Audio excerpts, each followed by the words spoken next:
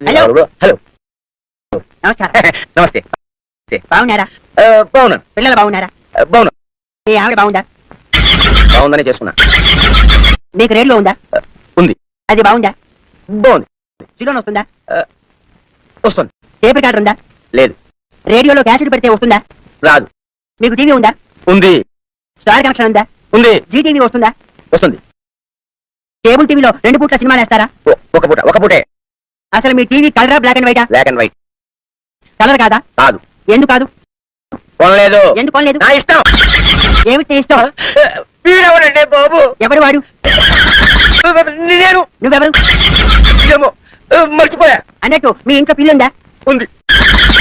మంచంలో నల్లుందా? లేదు. గోడ మీద బల్లి ఉందా? ఉంది. అది ఆడదా మగదా?